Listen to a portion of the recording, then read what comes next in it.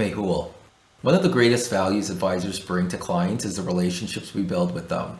Each one is different as we get to know them and understand their goals and objectives. We work together using our expertise to build customized solutions. The pandemic is dealing a blow to some of those solutions, and I'm looking forward to hearing from you about how we can help our clients weather the storm. With such a huge percentage of Canadians either in or close to retirement, I'd like to start there.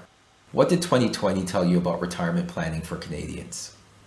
Such a great place to start, Chris. What 2020 taught me specifically about retiring Canadians or Canadian retirees is something that I've kind of known for a while, and I think we've all known for a while, but was actually magnified through the lens of 2020 and the pandemic. And that is longevity risk. Longevity risk is a risk of outliving your money. Longevity risk is a big concern for Canadians and has been for some time, mainly because Canadians are living longer and longer. But if your retirement is not planned and your retirement income is not able to be sustained for that long period of time, you are going to run out of money before you run out of life, so to speak. However, the last few years of your life, the quality of your life is not going to be as good as it might have been beforehand. So why are we facing this longevity risk, and why has the pandemic really magnified this more so? Well, let's start with what happened in the markets. As we remember, in March 2020, when the pandemic or the virus surfaced here in North America, the markets did take a fall. And we, since then, have seen a rebound. However, there was quite a bit of volatility throughout 2020 and continues to be. That being said, we also have to take a look at the other side, and that is the fixed income or the bond markets. For some time now, for many years, we've been in a low interest rate environment here in Canada, and the rest of the world really. And why is that a problem? So when you have low interest rates, the returns you're receiving from the fixed income or bond portion of your portfolio is less than desirable, and certainly going to be less than what you might need in order to sustain retirement income, adequate retirement income through the end of your life. So where do you go and get these returns? You search back in the equity markets. That was great up until March of 2020, right? The equity markets were on a big bull run since the 2008 market crash. And it seems like, for the most part, retirees were able to get the returns they needed in their portfolios to create the income that they required. But now with the volatility caused by the pandemic and other things as well, I don't want to just put it on the pandemic. Because of this volatility, it's becoming more and more challenging to find these required rates of return for these individuals. And so now this longevity risk is being magnified even more. The second thing that we need to look at is the economy in general. For pre-retirees or for retired Canadians or semi-retired Canadians, they might have experienced job loss. They might have experienced, if they were business owners, their businesses might have suffered or unfortunately closed down. And of course, that is going to take a toll on their retirement income and their ability to save for retirement if they were pre-retirees. We can also take into account individuals that might have owned rental properties, and perhaps that might have been affected, not being able to have tenants that were able to pay rent or having to decrease rent to remain competitive and fair to their tenants. All of this is going to affect retirement income. And this is all caused by what happened in the economy. The next piece here is the tax changes. Now, whether tax changes will occur or have occurred, I don't want to get political here. However, it is fair to assume that the tax changes will occur as a result of what happened in 2020.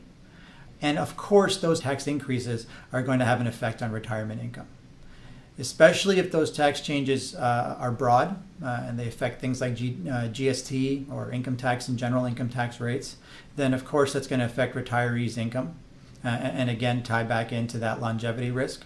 But specifically for business owners, if there are any more punitive tax changes for business owners, again, those individuals are going to see that effect trickle down into their retirement income. So really what we've seen here is an exacerbation or a magnification of this longevity risk And I think it's more important now than ever for Canadians to really take this risk seriously. How do retirees protect against this volatility? Let's start broad. First and foremost, I think that financial planners are so important now. The role that they play for Canadians, especially pre-retiring and retiring Canadians, they play such an important role.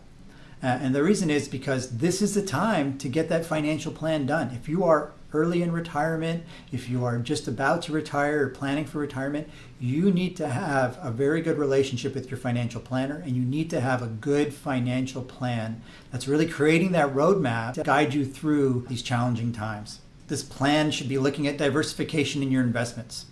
As I mentioned, we have less than desired returns in the fixed income or bond market. We've got volatility in the equity market. So it is time for Canadians to even consider diversifying beyond that into private markets as well, where returns are not correlated to the public markets. And there's an increased options and potential for risk-adjusted returns, low-risk returns that can help sustain the income goals for that particular retiree. The next thing here is tax planning. Right, as I mentioned, taxes can certainly affect retirement income. So the appropriate tax planning really needs to be done in order to make sure that retirement plans and financial plans are as tax efficient as possible. And this is most important for Canadian business owners. If you own a business, if it's a family business, if you are getting ready to sell a business and that's part of your retirement plan, I think tax efficiency and tax planning is really key. And finally here, insurance. When we're talking about retirement planning and financial plans, we can't forget the insurance piece. One of the biggest threats to retirement for Canadians and one of the biggest longevity risk or longevity problem is some kind of medical event that occurs during retirement that causes you to have to go into your savings a little bit more than you expected, in some cases a lot more. So having the right type of insurance, whether it's extended health, long-term care, and life insurance, even to protect against premature death in retirement or taxes, estate taxes, is very, very important. So that piece can't be missed. Now, also what we want to look at to protect against volatility is this idea of having a cash wedge. Not a new idea, but certainly something that should be considered when planning for retirement income. And here what we're doing is we're talking about having a certain percentage or a certain amount of cash free in an individual's retirement portfolio to sustain that individual for 6 months to a year. Okay, so for example, you could see that an individual has an income need for $60,000 a year in retirement. $60,000 of their portfolio, their entire retirement portfolio, including the RIFs and the TFSAs and non-registered investments, potentially even corporate investments, can be set aside. That $60,000 can be set aside for that year, so that the individual knows that's there. It's not tied into the markets. We're not worried about, timing of selling positions in the portfolio. We know that has been earmarked for that particular year. And then throughout that year, the income from the rest of the portfolio can start to be set aside for the cash wedge for the following year or the following period, however you measure that period for that individual. I agree, Mehul. The cash wedge strategy is a very valuable one, and I think the pandemic has helped shine some light on that. Can you walk us through an example of what some retirees may have experienced last year? Sure thing. If you were invested fully in the market as a retiree at the beginning of 2020, and then March 2020 came along and the market crashed. First off, there's a behavioral or there's a emotional component to that. As a retiree, you see the market crash, you get worried. Is your RIF or is your overall retirement portfolio going to be able to sustain income for that year and beyond? So, there's some decisions to make there. Do you go all to cash? Do you go partially to cash? What's going to happen with the market? Obviously, we as advisors got a lot of phone calls and a lot of communication with our clients during that time. So, here's a situation where an individual might have seen, their portfolio gone down, and if they had a cash wedge aside, they wouldn't have been as concerned about the income for that year because that was already set aside, right? They also weren't having to draw down from the invested portion of their portfolio in that year, giving it the maximum amount of time to rebound And we did see by the end of 2020 that markets had recovered, and in some cases, some portfolios had even exceeded pre-crash numbers. And that is the perfect scenario, right? We know that given the time, portfolios will rebound. But what happens is we run into a sequence of returns issue if we start drawing down from a portfolio that has experienced a loss. So what I mean by sequence of returns is when returns occur, right, is as important as the size of the returns. And that means negative and positive returns. So when we see negative returns in a portfolio, the calculations tell us that negative returns early in retirement are more detrimental than negative returns in the middle or in the end of retirement, because you are compounding those negative returns with the drawdown you need for that year, and it's a lot harder for that portfolio to recover. The cash wedge prevents you from having to draw down from that portfolio when it experiences a negative return or in those negative return years, and gives you a better chance for a rebound.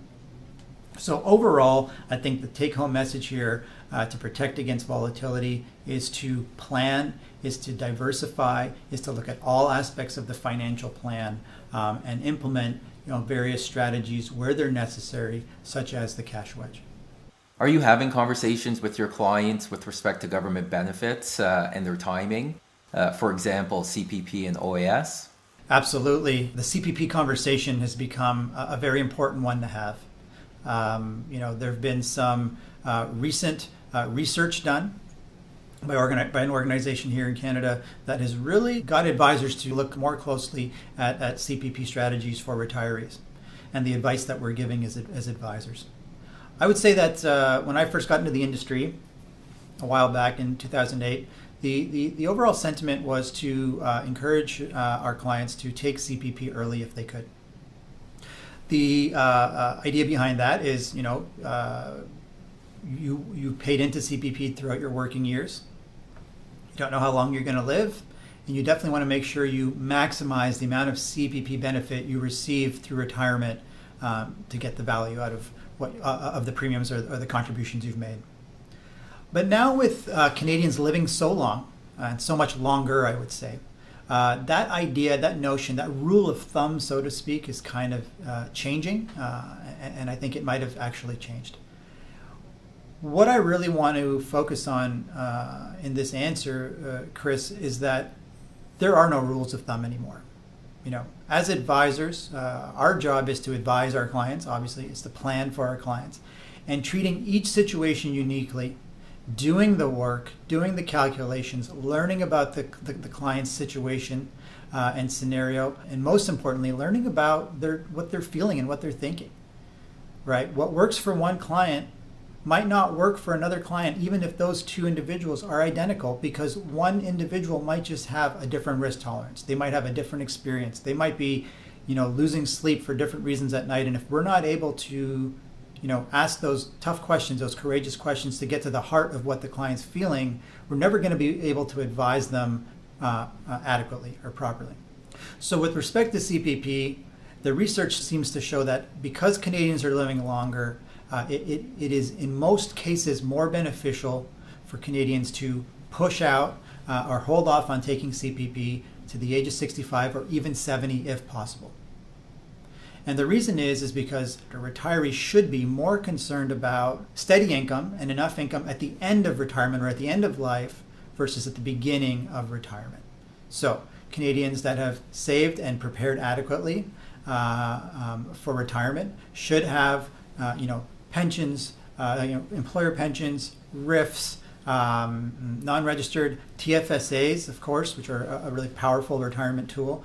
They should have enough assets in those various accounts to create adequate income at the beginning of retirement.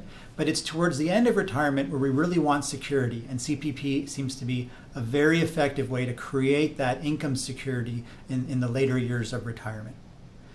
Again, that being said, it's not a rule of thumb. Right, we as advisors need to go away from these rules of thumb and really work on the calculations. For example, if you're an individual through 2020 who might have been waiting to take CPP, and you saw that the market dropped and maybe you riffed your money early, or you were taking income from your TFSA or non-registered account, and you wanted to maybe pause or stop that because of the market capitulation or the negative returns in the market. You wanted to not take that income for a while, and you decided, hey, you know what, this might be a great time to start my CPP. It's a little bit earlier than I planned or that I wanted to, but I think this is something I want to do because this is really worrying me. I'm stressed out. Advisors should have, and I'm sure a lot of advisors are reaching out to clients and having conversations like this about, hey, what are some of the options here? What can I do? Now, this was the plan we had, but of course we never planned for this pandemic in 2020, so things had to change. The other obvious thing here is, and again, it's somewhat related to the pandemic with the number of Canadians that did get the virus itself. It reminded us that if an individual does happen to have an illness or a condition, maybe even from a hereditary perspective, it seems like they're not going to have a very long life through retirement, then it might be appropriate to take CPP early. But again, that actually entails the advisor getting to know the client on that level and asking them about their health. If you're a retirement planner or if your focus is on investment advice, you should know the state of your client's health and be able to factor that into the advice that you're giving.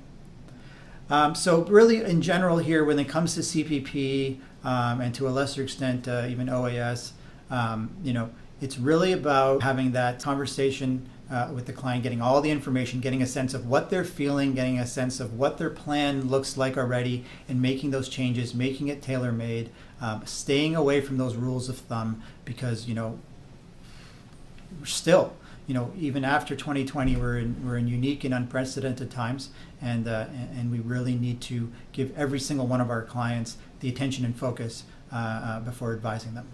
Unique and unprecedented times.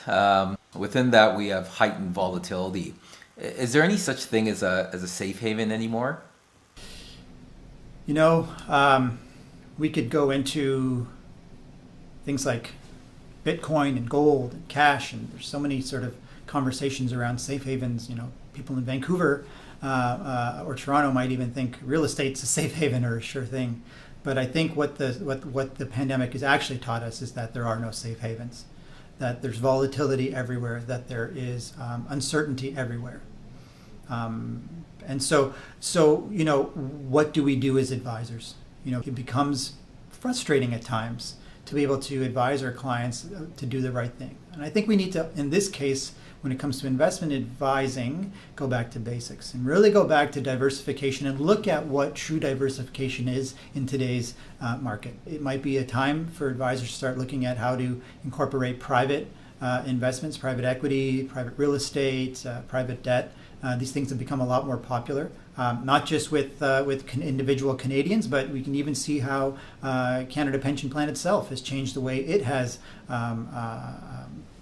diversified its portfolio, its investments.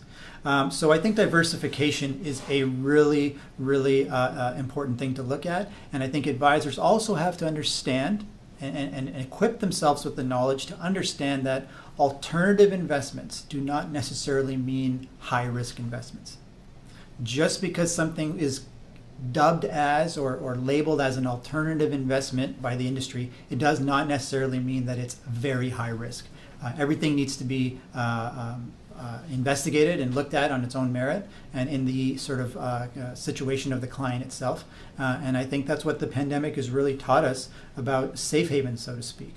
Of course, we have to, more than ever, go back to our clients and revisit risk tolerance, because we know that these risk tolerance questionnaires or a risk tolerance conversation with a client can go very different in a time of market uncertainty and economic uncertainty and just life uncertainty versus asking the same questions and having the same conversation during a time where there is no uncertainty, where there's just certainty and there's good times, right? People tend to be more optimistic in the good times than they are obviously in the bad times. And that makes a lot of sense.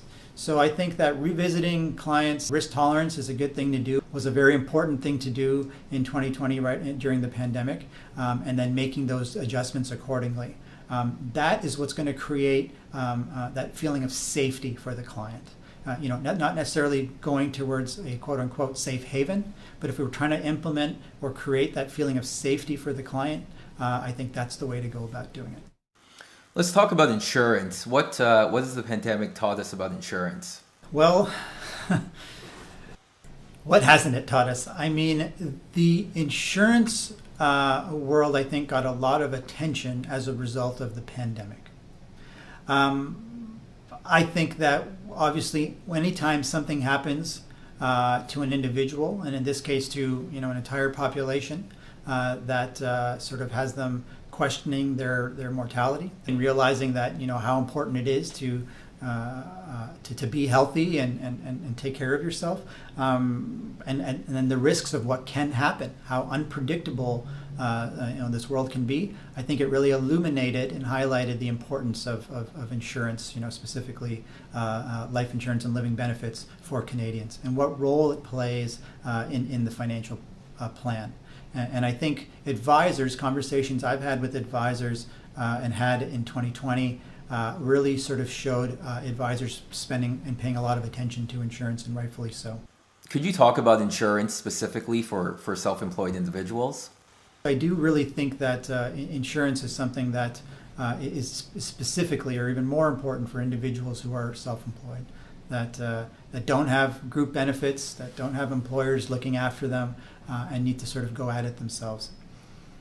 So the first thing here is that the insurance planning needs to be appropriate to the business owner's stage or where they're at in their business. So as a new business owner, of course, cash flow is everything, trying to get off the ground, manage your expenses, and making sure that you do have healthy cash flow, or you're building towards that at least. So in my opinion, I think that the cost of insurance should be low early on in your business. You should be focusing on term insurance products. You should be trying to get as much coverage as you can to protect you, your business, your family, but do it in a cost-effective way.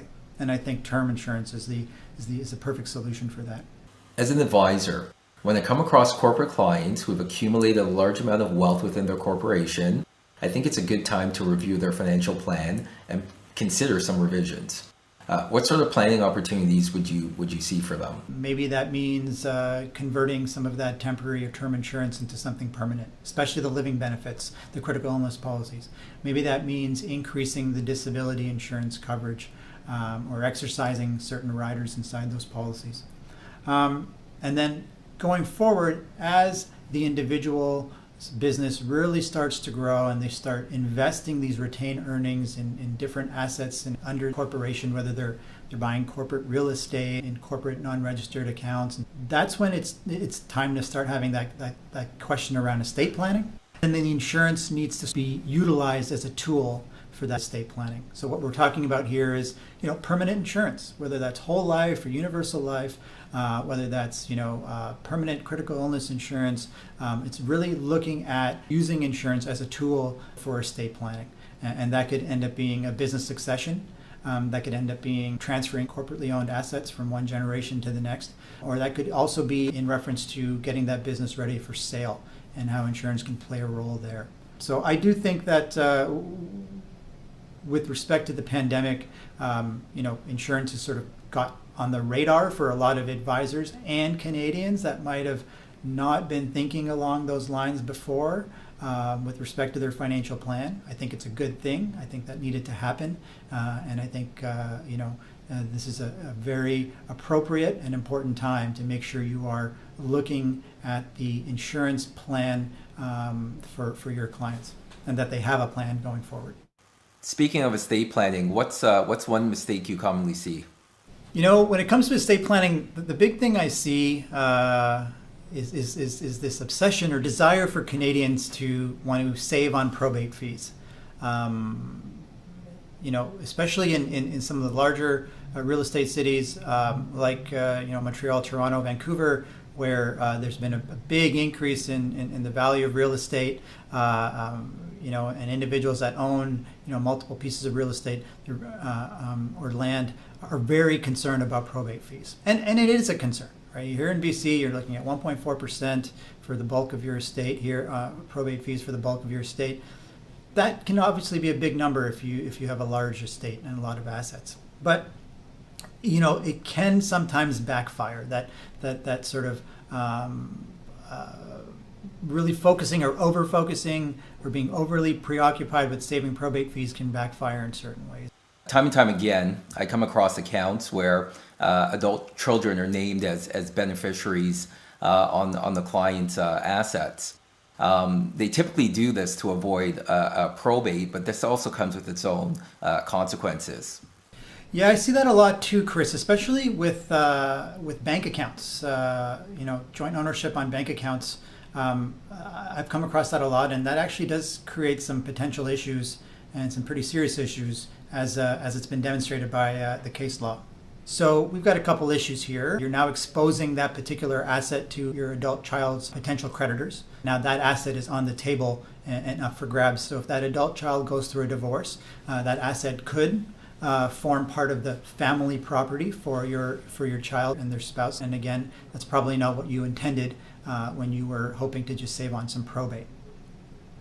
Another issue that probably is not as well known, but it certainly came up in 2020 through a case in Ontario, Komusky versus Komusky, and it kind of goes back to a sort of a landmark case in 2007, Pecor versus Pecor.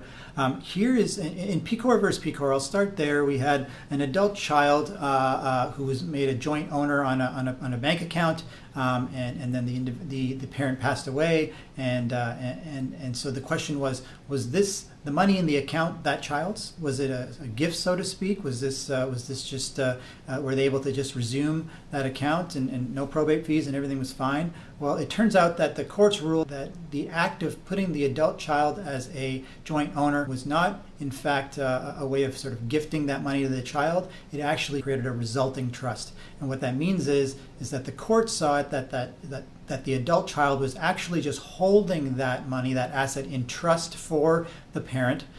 So upon the parent's passing, that money went back to the estate, was subject to probate, and then was going to be sort of dispersed according to the rules of the will, or if there was no will, according to the intestate rules of that particular province. So there we go. That's a joint owner situation. Well, Komusky versus Komusky actually went one step further, and this ruling came out in 2020, and this actually had to do with beneficiaries.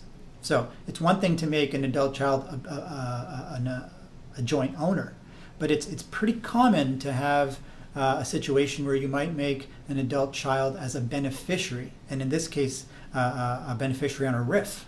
Seems pretty innocuous. We were gonna, this isn't even really,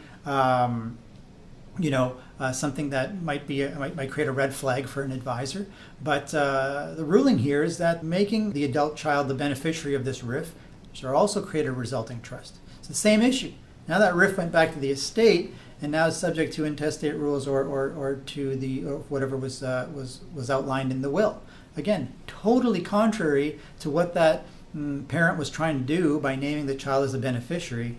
What we learned here is that if this is your intention as a parent to leave your child as a beneficiary or joint owner, and it is meant to be, the context of a joint ownership to be a gift and not a resulting trust, it's documentation. Documentation by the advisor, documentation by the lawyer. If you're doing this at the bank, making sure the bank documents this, it's in files. This is what seems to be the way around this, is to really be crystal clear, the parent to be crystal clear through documentation of their intention. Otherwise, it seems like the court is ruling for a resulting trust in both of these situations, which, I think can be very common situations. And these are things that our clients or that Canadians can just go do one day without actually talking to anybody, especially if they have, certain accounts at different institutions, and they might walk into their bank one day or have a conversation with someone at the bank and just say, hey, listen, this is what I want to do with this account.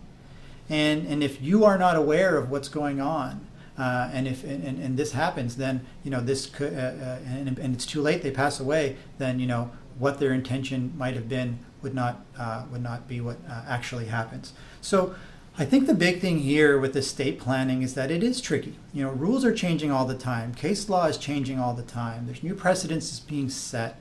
It is a very tricky area that to navigate, and as financial planners, it's an area that we can stay out of, and we can just sort of say, listen, I don't deal with estate planning. But if you are going to be working with retirees specifically, I think it's really important to know the basics, to know some of those landmark cases that are out there, so that you can advise your client, but more importantly, so that you can be included in the conversations with the client's other advisors, the accountants and lawyers who might have more experience and expertise in the estate planning area. Although that might be the case, there is still a lot of value as the investment advisor or the financial planner that you can bring to that conversation. I believe you can bring a perspective to that conversation that would otherwise be lacking, and that's really important for the client. And unfortunately, to be included in those types of conversations, it's very difficult to be included unless you sort of have a knowledge of at least the basics. So whatever you can do to sort of shore up those your expertise around there, I think the CLU designation is a big one. I think that really opened my eyes and increased my expertise around estate planning. I think that designation through advocates is important for advisors, especially that are working with retirees. You work with business owners. Are there unique challenges with respect to estate planning for business owners? Chris, it seems like every time it's a business owner, there's this added layer of complexity, right? So I just got finished saying that estate planning is a complicated area for advisors and for financial planners to work in. Well, now you've got a business owner. Think of, probably the most complex area for Canadian planners to be engaging in. And the big thing here is the post-mortem tax planning. Okay, so I think that a lot of business owners and advisors aren't fully aware of how post-mortem tax planning works for incorporated business owners. Without the proper planning prior, without the conversation of how do you see the succession of this or the transfer of this wealth from one generation to the next? How would you like to see this happen, Mr. and Mrs. Client? Okay, what would be your kids' intentions with these assets?